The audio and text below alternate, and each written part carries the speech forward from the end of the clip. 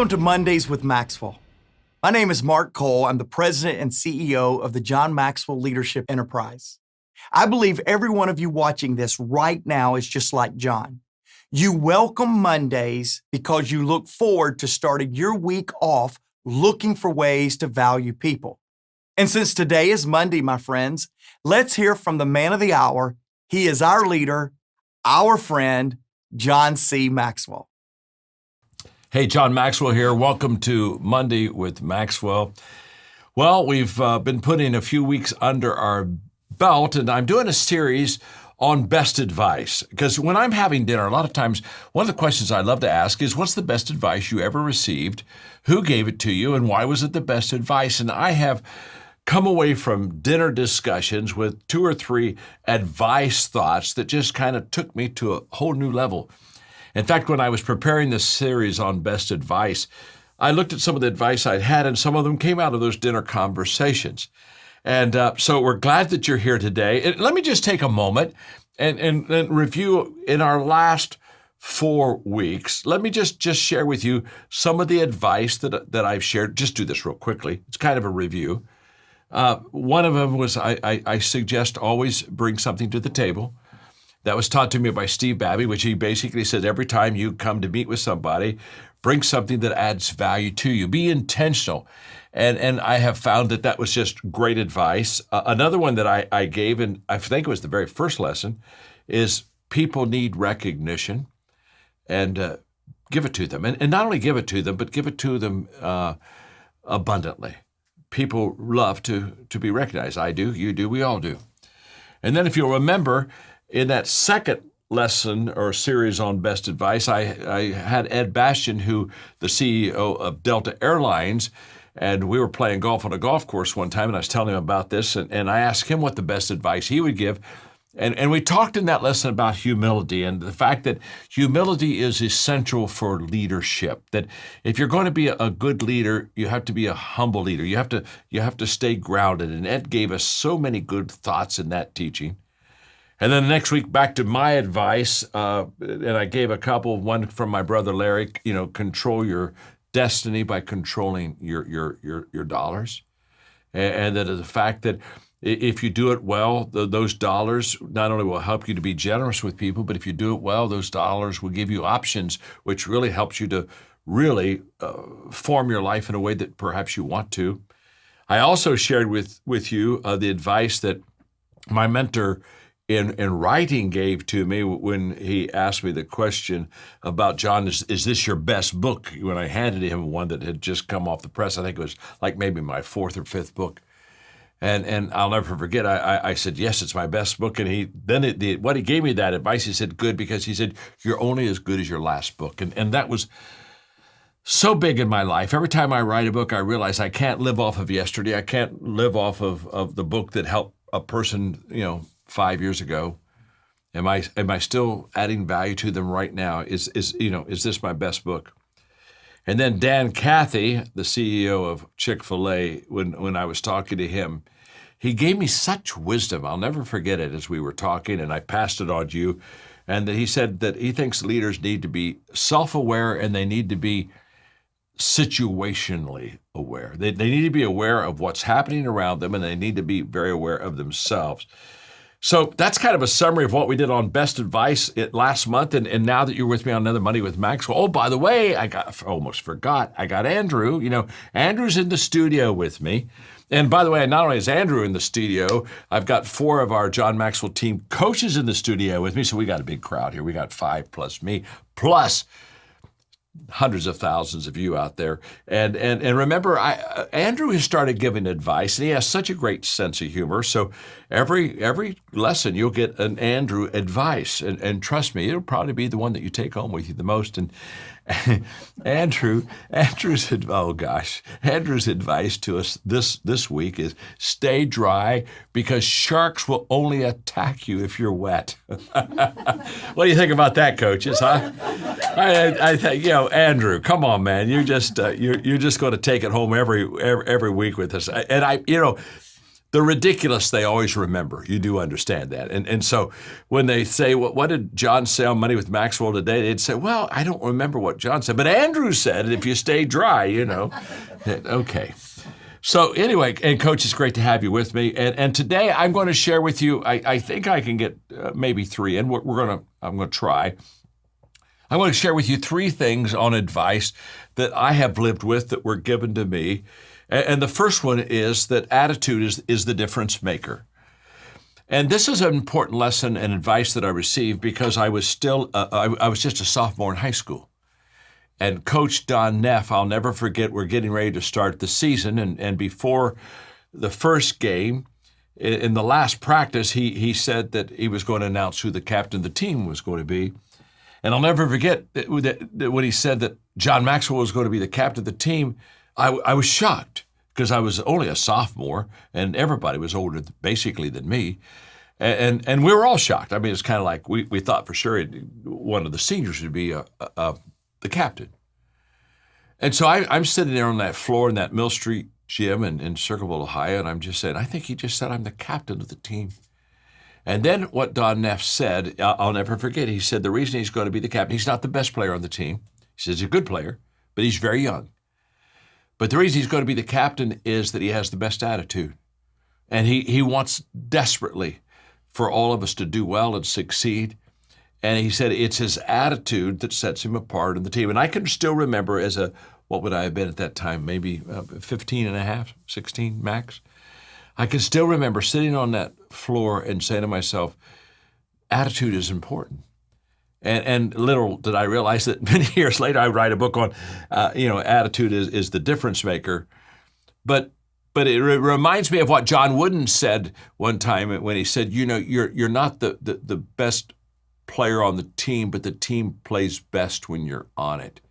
And so attitude is so important. And so I made a decision as a sophomore kid that I was always going to have a great attitude. And what I discovered in my years on attitude is that attitude isn't everything, but it is the main thing. And I did write a book on the difference maker. And what I mean by it's not everything, once in a while I'll run people to say attitude's everything. I said, no, I don't think so. Honestly, if you have a job and you're incompetent, I mean, hello. I mean, if you go into surgery and the surgeon's not very good, I mean, is it any comfort to know that he has a good attitude and he's smiling at you as you go under, and and the last thing you hear is a oops, oh my gosh. So no, I don't think attitude's everything, but here's what I mean by the fact it's the difference maker. It's the main thing. Here's what I mean by that. Two people being equal. Okay, let's say you're getting ready to hire a person for a specific job, and they have pretty much the same background, experience, pretty much same gift in this skill set. But one has a really great attitude, and one doesn't have such a hot attitude. I mean, it's very simple. Who are you going to hire? You're going to hire the person with a great attitude. It's the difference maker. And all of us know what it's like to be around a person that has a wonderful attitude versus what it's like to be around a person that doesn't have one. So as a sophomore in high school, when Don Neff, Coach Neff said, John, you're going to be the captain of the team, and told the other players the attitude. And I never will forget, by the way, that after that session, he asked if he could take me home. And so I said yes, and so he drove me home. And on his drive home, he looked at me now. See, he said, John, I've put a weight on you, an expectation on you. He said, the other players now are going to expect to see that attitude I talked about. He said, don't ever let me down. And I can still remember, as a kid, just taking that advice and saying, I'm going to make Coach proud. I'm going to make him proud. And even today, I still remember how I've carried that throughout my whole life, that attitude is the difference maker. It really is. The second one is the one I'm going to dwell on the most. And the advice I pass on to you here is advice that my father gave me. And I'll give you the setting in a moment. But the advice I give you is just very simple. Life's not about you. And maybe another way to say it that's a little nastier is just get over yourself. And in fact, I tell people all the time, you ought to, laugh at yourself. Everyone else is, so you might as well laugh at yourself and get over yourself. Don't take yourself seriously. But where I learned that and got that advice was when I was in college. My father was the president of the first college I went to, and it was a theological school because I was going into ministry, and so we had a college quartet, and I happened to be in that college quartet, and we were in Michigan on a trip, a kind of a musical tour, and we were going to do something that night. We were making a group decision. There were 5 of us in the quartet. My dad happened to be with us on this trip, and so we were kind of deciding what we're going to do that evening, and I didn't get my way, and I expressed myself. I said, I pouted, and I was not happy, and I let everybody know I wasn't happy. And I'll never forget that my father said, "Excuse me." He pulled me out of the group, and we went to another room where we were staying. And he set me on the bed, and he gave me my first lecture on "It's Not About You, John." And it was in that setting that he taught me the difference between maturity and immaturity. You talk about advice that helps you to grow up real quick. He said maturity, a person that's mature, they can see perspective from other people's viewpoint. He says somebody that's immature, they can only see their own perspective. It's all about them, and it's all about what they think or what they see. And he said, "John, you were very immature out there. It was all about you. And when you didn't get your way, it was really all about you," because he said you kind of created a fuss. And then I remember he grounded me. He just said, I just think that there are a couple of privileges I just need to kind of take away from you until you kind of get a little bit more mature, because it's not about you. Now, when I teach communication, I'm kind of excited because I'm working on another book. I'm just going to let you know this. I haven't shared this with anybody, but I've taught the laws of leadership, and there were 21 of those, and I taught the laws of teamwork. There were 17 of those, and then I talked about the laws of growth. There were 15 of those, and I think I've got one more laws book in me that I want to write, and I think just one more. But I've been wanting to write it for some time, and now I'm starting to get the itch, and I can always tell I'm getting the itch to write when I'm starting now to start putting stuff on paper and start. I got a folder, and I'm starting to throw stuff in that folder. And I think I want to write a book on the laws of communication, because I love to connect, and I love to communicate with people, and there are just certain laws that if you learn them and apply them into your life, you're going to be a great communicator. So I think I'm going to write a book on a future book, okay, on the laws of communication. And here's what I don't know what all the laws are, although I'm starting to collect them. By the way, if you think you know a good law on communication, just send it to me, okay? And if I take it and use it, I'll give you credit, okay? How's that? Isn't that a deal? You just say, here's what I think is. And by the way, I'll give you credit. I won't give you any royalties, but I'll give you credit, okay?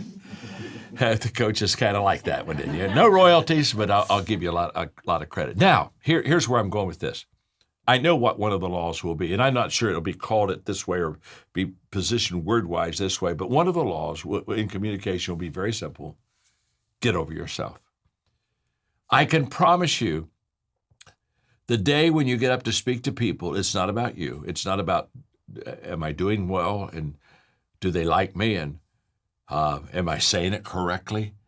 You see, when you're wrapped up in all of this stuff, you never can connect with your audience because nobody is reaching. You're not reaching to them. You're here. You're here. And what I tell people all the time is, the day you become a great communicator and start the step of learning greatness in communication is when you get over yourself. When I talk to you, I'm talking to you right now. It's not about me. It has nothing to do about me. It has everything to do about you. I've got some thoughts here on my iPad, but by and large, it's all about you. I was reading an article by Jerry Seinfeld, the great comedian, and it was very interesting, very insightful about comedy.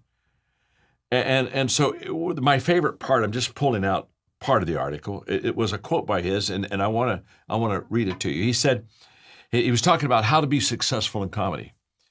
He said, if you're doing it for them, the audience, you'll be fine. If you're doing it for you, that could be problematic at a certain point because they'll know it, they'll feel it, and they won't like it. When I read that, I thought, this man understands communication. Basically, he says, as long as it's about the audience, you're just going to go. But he said, the moment you get wrapped up in yourself, he said, there's going to come a time. They may not catch on the first time, but there's going to come a time where they're going to begin to know it. They're going to begin to feel it, and they're not going to like it, because they're going to know now what you're doing is self-serving. And so as I ponder Seinfeld's words, I believe that they hold value that far beyond just comedy in the entertainment industry. And I would sum up the key point in just 9 words. It's not about you. It's all about them. And I think that is major advice.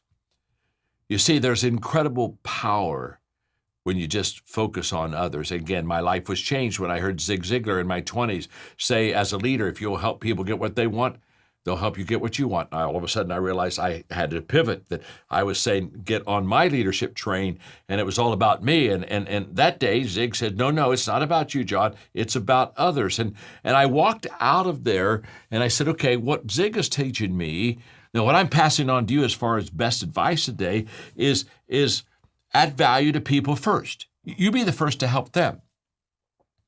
Don't wait for them to step up and help you. And I know that doesn't make sense. But here I want you to catch this. The more you value others, and the more that you add value to others, the more that you'll receive value back from others. I don't know what this would almost be the law of the boomerang. Okay, there's something about once you pour into other people and quit worrying about what you're going to receive, or quit worrying about how much they like you, all of a sudden there's a return.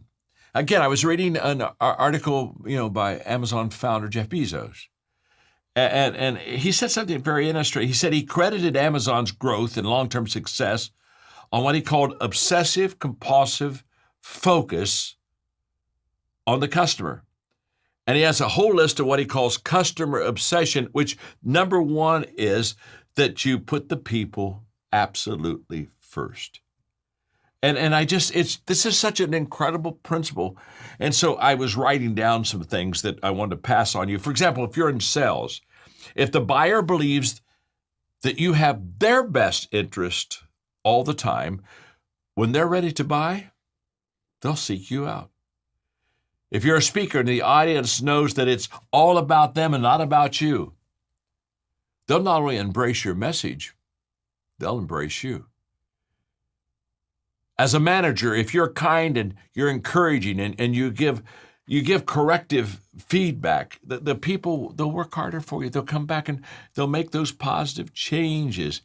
When I write, if I'm writing pages and it's about hope and help, I know that reader is going to keep turning the pages. It just happens that way. As a leader, if I'm building trust in my people, I know that they're going to give me trust in return. It's kind of like the golden rule. Treat others as you'd like to be treated, and all of a sudden it comes back to you. Okay, let me squeeze 2 more minutes out. Let me give you number 3. The third advice I would give you, I got from Peter Drucker. After spending my first time with him, 3 days with about a dozen other people as he mentored us for 3 days, he finished his last session by saying, now the question I have to ask you as I poured into you is, who are you going to mentor? Who are you going to mentor? In other words, I've done this for 3 days for you now. Who are you going to pour your life into? In my office and home, I have a painting. It's not a great painting, but I've carried it with me for years into all the different homes and offices I've lived in.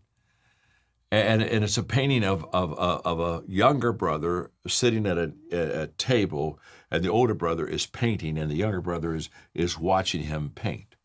It's a beautiful visual mentoring picture. And I love that because it just reminds me that somebody's watching, and we need to be intentional about pouring into other people's lives. I have 3 college degrees, and I have never had a person, this is amazing, outside of, when I go speak at like a graduation at a university or something, maybe. But other than that, honestly, no one ever asked me about my 3 college degrees. They don't. The coaches here, they don't know what 3 degrees I have. And Andrew, he doesn't know. I mean, nobody asks us, now, John, what college degrees do you have? No one asked me about that. But you know what they always ask me? who mentored you? Who were the mentors in your life? Because we all understand that we are marked by mentors. And my friend Malcolm Gladwell many years ago taught what I call the law of the few, which basically leaders invest in a few people who have great impact on many others. That's where I got the idea, add value to leaders who multiply value to others. Or as Andy Stanley says, do for one what you wish you could do for many. That's what mentoring is all about. I try to add value to leaders who are going to multiply value to others. In fact, that's why we have Mondays with Maxwell. We have Monday with Maxwell because it's just my goal in 20 minutes, and my time is up with you almost, to always pour into you and just give you a nugget. I just am believing every Monday at noon Eastern Standard Time, you're going to walk away from our time together with just a thought, an idea, a piece of advice that's going to make a difference. And that makes me very happy. I hope you enjoyed the lesson, and I have with me one of our John Maxwell team coaches. And Valeria, we are so excited to have you with us. Thank you for having me here. Oh my gosh. Valeria is in our Spanish division, helps us tremendously with the DISC and help give the DISC test to people, correct? And born in Argentina, grew up in Venezuela, right? Correct. And now you with your husband, you live in Miami, correct? In Miami, yeah. And I'm so glad that you're part of our team. You add so much value to you. So let me ask you really 3 quick questions. One is, before you joined, how did you feel? Mm-hmm. And then I'm going to ask you, how did you feel after you joined? Just talk about the before and after for a moment. Yeah, to me, before I joined, I started my training and coaching business, which is my passion. And at that time, I was working also in real estate. And I wanted kind of to start drifting away from real estate because I like real estate, but I love training and coaching. Sure. And then a friend of mine sent me a message about the certification program. And I have to be honest, at that time, I haven't read any of your books. Oh, come on. Valeria. I promise you, I didn't know. I'm so sorry. But then this is what happened. As soon as I went to your website and I saw the information, I thought, this is great. This is great. I don't know where this was before. Kind of like I didn't know why I didn't know it before. So I decided to join. And I decided to join because of the content, of the quality of the content, of the quality of who was delivering the content, right? That's the reason why I joined.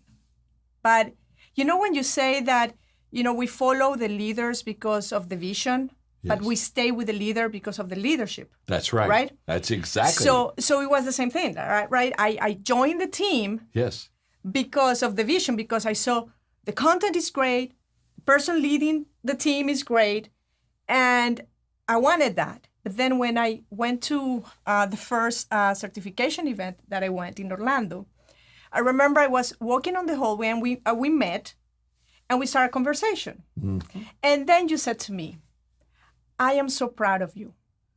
And you said, you are the legs to my legacy. And then you kept going. And I was like, what?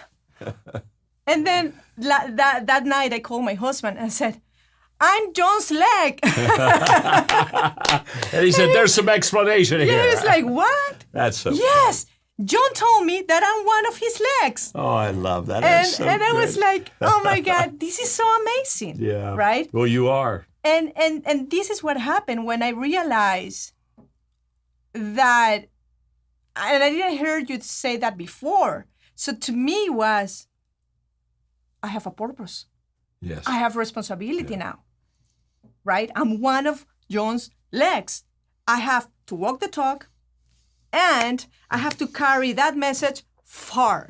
Oh, I love right? that. So that was kind of what hooked me, like one of the things, but that was kind of what got me kind of committed to what we do in the John Maxwell team. And look at you now. You're not only one of the legs of the legacy, but you're in the studio with me, and you're talking to not only me, but people out there that are thinking about joining the John Maxwell team. You've done such a great job sharing, but would you take 15 seconds and in Spanish, talk to our Hispanic friends of why they should join the John Maxwell team? Would you just speak to them right now? Yes, but before I say something in Spanish, I want to say something else. Okay. When we went to Costa Rica, the first day, and I don't know if you explained to the team what we do in Costa Rica, but we do the transformation trips. There was something that happened there. You shared the first day we went to the police academy, and you shared to the graduates the 5 things that you do, right? Yes. That every day. Every day. I add value to others. That's right. I look for ways to add value to others. I think for ways to add value to others. I do things. I do things. And then you said, I encourage others to add value to people. And because of that, all my business shift. Because of that advice, that became my motto. And then from there, I changed the way that I was doing business. For me, before then, it was all about, okay, more money, more clients, more, contracts. Yes. After that was, wait, let's give value first, and then we're going to get the business. And then what happened is 2020, John, March, all my business just disappeared from one day to another because of what happened.